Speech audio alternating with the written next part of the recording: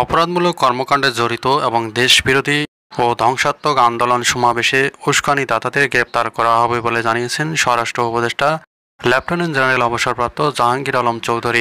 মঙ্গলবার দুপুরে সচিবালয়ে স্বরাষ্ট্র মন্ত্রণালয়ের সম্মেলন কক্ষে আইন শৃঙ্খলা সংক্রান্ত উপদেষ্টা পরিষদ কমিটির অষ্টম সভা শেষে সাংবাদিকদের এক প্রশ্নের জবাবে তিনি একথা বলেন।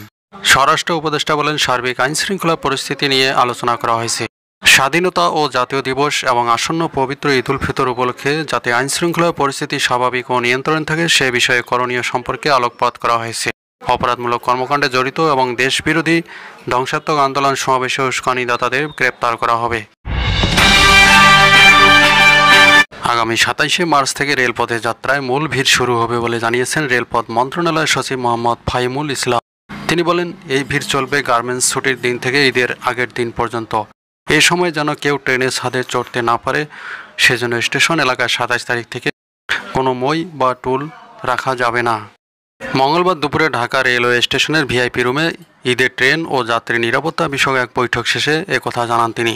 এছাড়াও তিনি বলেন, বিনা টিকিটের যাত্রীদের ভ্রমণ থেকে বিরত রাখতে দেশের প্রধান প্রধান স্টেশনগুলোতে ৩ স্তরের টিকিট চেকিং ব্যবস্থা রাখা হয়েছে।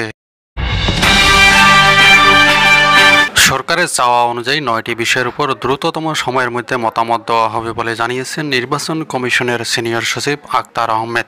এসব বিষয় নিয়ে প্রধান নির্বাচন কমিশনার ও নির্বাচন কমিশনাররা আলোচনা করছে বলেও জানান তিনি। মঙ্গলবার নির্বাচন ভবনে সাংবাদিকদের বিভিন্ন প্রশ্নের জবাবে তিনি এমন মন্তব্য করেন। তিনি বলেন, সংস্কার চলমান, এটা চলতে থাকবে। এই জন্য অল্প সময়ের মধ্যে এসব সংস্কারের কথা বলা হয়েছে। সেই স্বল্পতম সময়ের মধ্যে নিয়ে যাব যাতে করে আমরা এটাকে সুষ্ঠু সমাধানের দিকে নিয়ে যেতে পারি।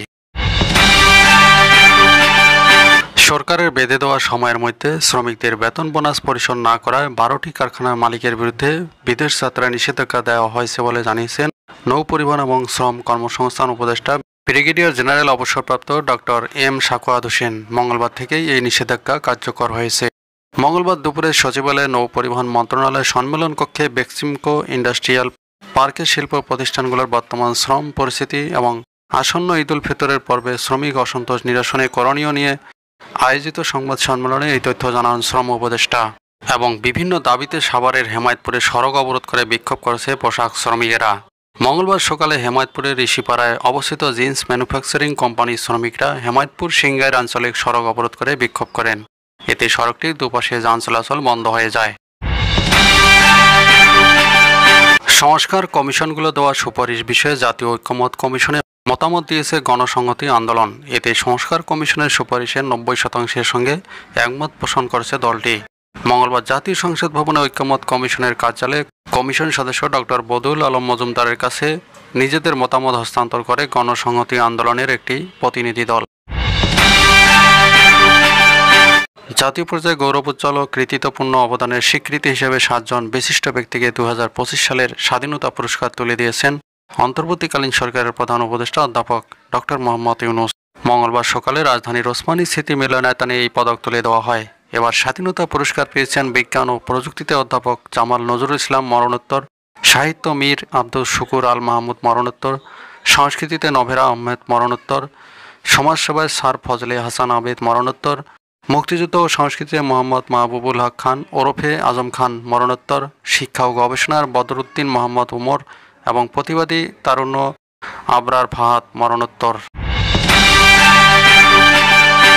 এবং সর্বশেষ বিএনপির মহাসচিব মির্জা ফখরুল ইসলাম আলমগীর বলেছেন, আমাদের সজাগ ও সতর্ক থাকতে হবে, কারণ বিএনপি একমাত্র দল যারা প্রতিবার দেশের বিপদে আপদে রুখে দাঁড়িয়েছে, সবসময় বাংলাদেশকে সমস্ত সংকট থেকে উদ্ধার করেছে। তিনি বলেন, আজকে এমন সংকট সৃষ্টি হয়েছে, আমাদের দেশ বিপ্লবী সেনাবাহিনী তাদের বিতর্কিত করার চেষ্টা হচ্ছে, যা আমরা মেনে নিতে পারি না। মঙ্গলবার দুপুরে ইনস্টিটিউশন অব ইঞ্জিনিয়ার্স আয়োজিত আলোচনা সভায় তিনি কথা বলেন। মহান স্বাধীনতা দিবস উপলক্ষে বিএনপি এই আলোচনা সভার আয়োজন করে।